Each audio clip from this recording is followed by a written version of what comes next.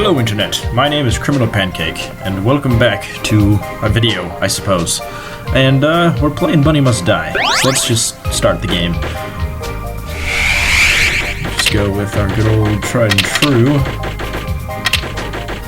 There we go.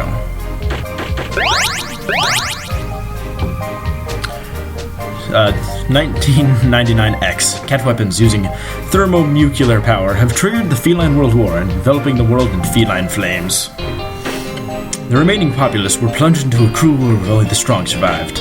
No, on the contrary, they actually achieved a harmonious use of thermonuclear energy and lived their days in peace. All's well that ends well.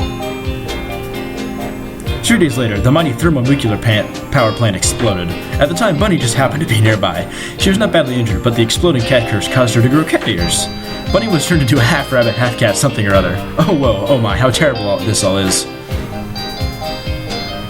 Bunny then followed the portly divine messenger who suddenly appeared to her. They soon arrived at the Devil's Labyrinth, where she could break the curse.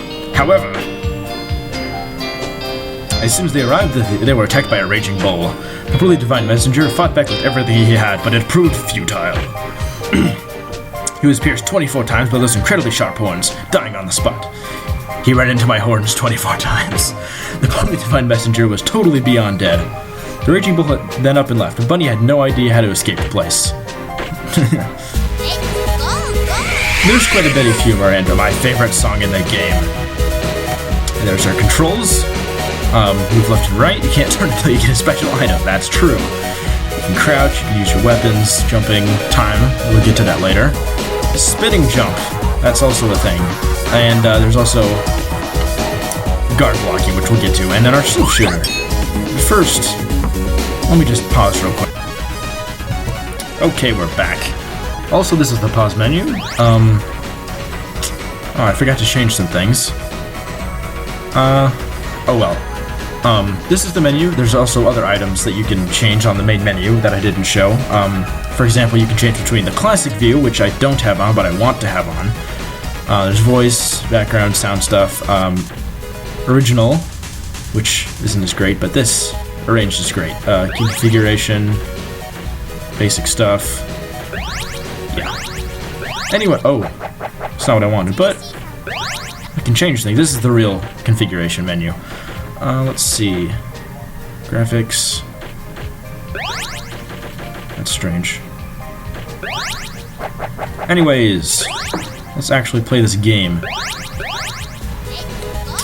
Okay, let's try this again. There's our controls. Now, you cannot go backwards. You can jump backwards, so effectively, it is possible to play this game without turning around. It's ridiculous. People have done it. I won't, because it's dumb. Luckily, the power to turn around is right here. Gears of the past. You can now turn to the right, which is apparently incredibly difficult. Anyways, this game, pretty great. Music's awesome. This is my favorite song, in fact. Yeah. There's a lot of things you could say about the game immediately. But, the first thing I want to say is that it's ridiculous in many ways. Jumping is kind of ridiculous. This is your real jump, and then if you move while jumping, you do a spinning jump. It doesn't go as high, but you can kind of do this. That looks kind of neato, but we'll hardly ever use it for anything, ever. You just, yeah. Empty vessel. That's our life. We can't do much in this room, considering that this switch right here is 1 second and the door's all the way over there. This one's a lot easier. So, first thing we want to do, obviously, is get back over here and save. Which is this monument-looking thing over here. I think I did it before. Yeah. Saving. Kinda nice. Yeah, I don't know why my life bar is up there. They must have changed something. I like the original view better, but apparently I can't get it. I'll have to check that out at some point. Anyways, let's try starting the timer. That might help a little bit. This video time is going to be awfully weird. Yeah, there's also a number of things you can do that the game doesn't tell you, like backdashing. If you crouch and jump and do that. You can also jump during that, but that's pretty hard to do effectively. Anyways, yellow powder, maximum time power increased. We can kind of freeze time. It's pretty fantastic. You just hold the time button, whatever you set it to. I'm using a controller, so it's X. I can control time, it's amazing. Every time you get one of those hourglasses, you get an extension to your time bar, You also get a different power-up. Yeah. Also, different weapons. This is kind of the best weapon.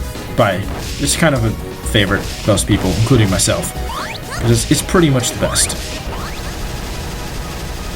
So first thing we want to do is not go up here. I don't know what I'm doing. There we go.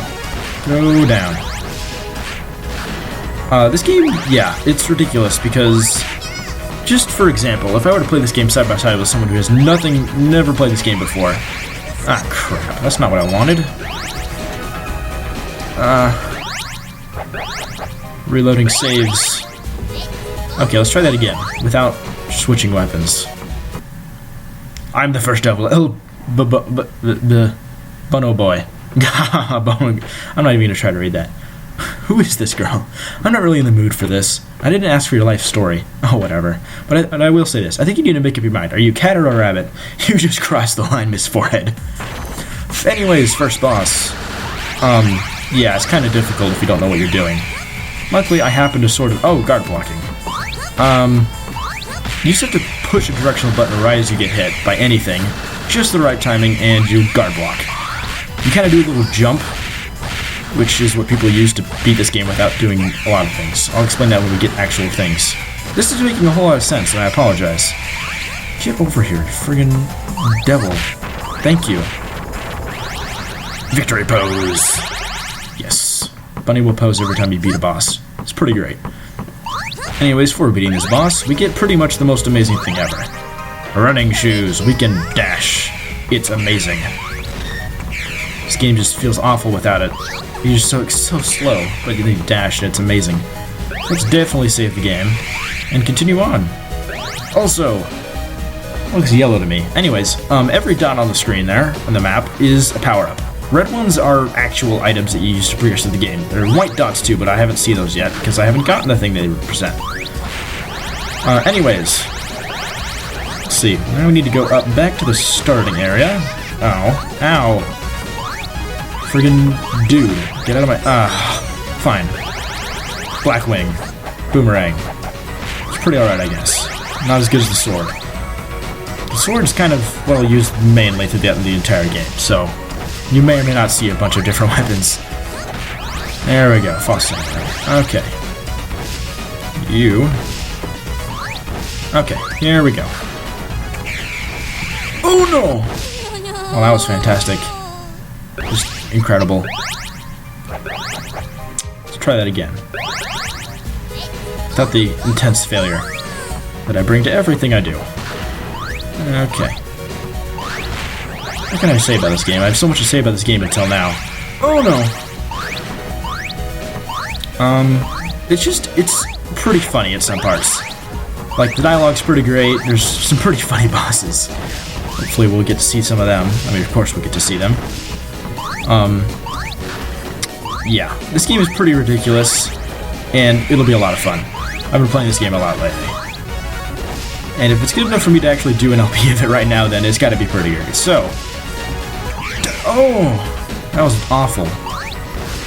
I know how to do this, I do. I can play this game, Bunny Doll. White dot. White dots represent bunny dolls. What those do, we'll get to later. For now, they're pretty much useless. Also, you can stomp on dudes, which is pretty great if you know what you're doing.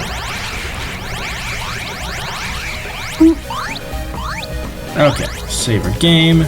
Now if you dash and hit the jump button, you do a jump, obviously. But if you're to hit the attack button while dashing, you do a flying bird kick, and it's pretty great. You can do a lot of things with that. Ooh. I can play this game. I'm actually decent at this game.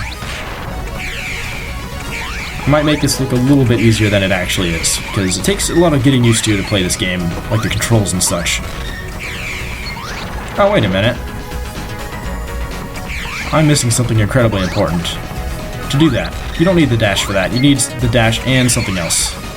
I suppose you don't need the dash, but you need more time. Yes. I swear I know how to do this game. I'm messing up so much. LP curse, I suppose. Get out of my face, pumpkin face. Okay, let's leave back here. Love doing that. Just shortcut the entire thing. That's right. Duh. Dash boots let me go up here. If I can get up here. Elevators. They will not crush you if they land on top of you. You just kind of face through them to get on top of them. It's pretty great. Killing dudes. Okay. Also, this sign. When I first played this game, I tried to go here first. And the dashing, I thought it meant this thing. Imagine trying to do that. Yes, these giant laser gates. Gotta stop time to get through them. They reactivate when you walk over them, however, so don't stick around too long. Oh, I thought I could play this game well. Oh, come on. Just let me kill dudes without incident. Thank you. Oh, that was wonderful. That's a guard block. That's how people can use the guard block to get over gaps they shouldn't if they don't have any items. Because you can play this game without turning around or getting pretty much any of the power-ups that let you move around, such as the dash. The only way they can get around is by guard blocking, and that makes them sort of do a little jump. Guess I'll take that like I always do. Second boss, who's really friggin' easy. You can actually go over here and just sort of spam. I guess it's better with the sword. Oh well, I don't have the sword. This might have been an awful decision, but this guy's pretty easy if you actually are not dumb like me. And keep your samurai sword. But I'm kind of whittling him down anyways. This is great. Eventful fight going on. Just throwing boomerangs at a giant metal tank of death, and it's actually killing him. Come on. There we go. And it just died. That was fantastic. Let's try this again without the extreme failure. I don't have my Frost Samurai. Whatever. Just throw boomerangs at him a little bit. This guy, I swear, he's super easy. I thought I'd be making this game look easier, but I'm making it... I guess I'm not really doing anything to it. I'm making it look as hard as it is, which is a good plan, I suppose. Misleading people isn't a good plan. But just keep spamming boomerangs to this guy. I mean, your projectiles cancel out his, and he's dead. That's what I did last time. Okay. What do we get for beating boss number 2? Apparently a lot of crap. We get the blazing orb. We can now go through red doors. Yeah, many a times, people, including myself, have left switches behind in front of doors, because that's how this game does switches and doors. You have one switch of a color. There are multiple doors in the game. If you leave your switch in front of a door, you're gonna have to go back and get it. You can possibly need to go across the map to go back to where you last used the switch. It's kind of irritating, and I hope I don't pull something like that. We'll see. Hopefully I can be smart enough to actually not leave my switches behind. We'll see. First thing before anything is save. There we go. Now that we have the red switch, we can go down here and open this red door. Here we go. Just crouch in front of it. Hopefully don't get shot by fire. And yellow powder. Now we can reverse time if we hold down the time button. Very useful for those gate switches. That was fun. Just go through a gate, get our switch, and let me just zoom in on my map of items here, because I kind of know where everything is if I know where to look. There's also some stuff later on. I'm not missing much of anything so far. I think I've got pretty much all I can get. Yeah, we're good. So what we're gonna want to do, of course, is save the game. Now that we have power to reverse time, we can go to the second stage, which is great progression. Ooh, don't want that. Don't want that at all. It's like my... Oh no! Can't wall jump. Cannot wall jump. Gotta remember that. Wall jumping. Don't have that. Not yet. Spoiler alert, you can wall jump in this game. I know, such an amazing plot twist. Who would have guessed that you can wall jump in a platformer? Okay. Just keep on dragging, or not dragging, but wild bird kick. Flying bird kick. It's like the best move in this entire game. They actually tell you about this one in a sign somewhere. Okay. Oh, you gotta be kidding me. I hate this. I know that nobody's gonna like me going back to my save file and reloading to get a different weapon, but I don't care. I'm doing this in my way. Let's go. Do me a thing. Now that we can do this, hold down the time button, and red means you're reversing time. Also, Roppongi missiles. Those are homing, but they're also awful. Welcome to Fool's Forest. With like the lamest music ever, sadly. Oh, come on. I can totally do that, see? Save point. I think that sign down there tells you about the flying bird kick. Let's go ahead and get ourselves a life power up. There we go. If you ever see me randomly swinging my sword, it's probably because I'm trying to do a flying bird kick. Okay. There we go. Breakable spikes and walls. Those exist, just like Baho Yoyomu. Anyways, this is an optional power-up item room. That was a bad time. Less bad time. Freezing time will help you a lot in platforming. Seriously. It's kind of what it's there for. Anyways, hyper heals. I kind of skipped over that. Control manual. That'll tell us. Triples trampling damage. Also, you can jump on torches. It's pretty swell. So let's just wait for that middle platform to come back, and hopefully things will go well. Here we go. So yeah, we can jump on torches. We'll need that for some things. Some items later on. Helps with platforming a whole bunch. Anyways, getting out of here is a real treat. Alright. I can sort of time guard blocks on spikes, a little bit. I haven't failed that one yet, but I'm sure I will at some point in my life. Anyways. We cannot go up, I don't believe. We can go down. That is our only option at the moment, since we only have the red switch. Let's just follow our death. Good plan, good plan. That'll be used later. Red switch. Forbidden thermonuclear plant. Also, if I can move my map. Bunny doll. Yeah, okay. Now. Oh no, wait. There is something we can get in the previous room. I should do that. For once, I'm actually leaving a switch. Because we're going to come literally right back there. There's an item I forgot. It's actually a time upgrade. Very important. The bunny doll reminded me of it because, well, thanks. You'll find out. Okay. Get my sorry butt up here. Thanks. I don't even know how I did that.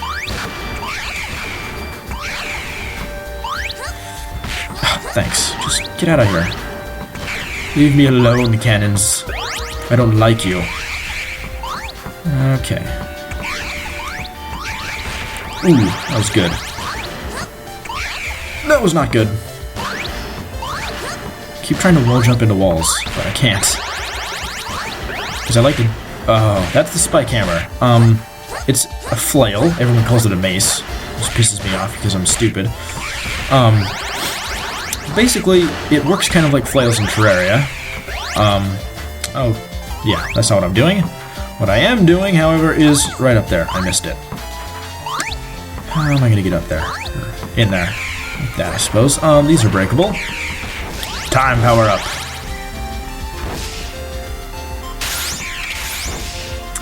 Right there should be good. That is not good. Okay. Ran out of time there. Which is awful. These are breakable, and we can now use those bunny dolls as a life. You go to the beginning of the room as if you never died. As if you never did anything in the room. This is useful in a few choice parts of the game. For example, it's actually useful against the final boss because there's multiple phases, and if you use one of those dolls, you actually start the fight at whatever phase you died to. Very nice. Let's see. If you got an item and if you can't make it back to a save point, and you die, you just use it there and you go back to the room you died in with full health. Those are the only times I'll ever use them. Otherwise, they're not that great. That's what those bunny dolls are for. their extra lives. They're just kind of weird, and I'll try to use not as many as possible. As few as possible. There's 23 in the game. If you looked at my 100% file, I only had 20, so that'll give you my track record. Okay, this dude needs to get out of my face. Why? He looked at me funny. That was awful. What just happened? I like jumped into nothing and it stopped me. This puzzle. Get me out of here. Hopefully I can actually do this. We'll see. I did it before. It was pretty fantastic. Get me out of here. Come on. Yeah, perfect.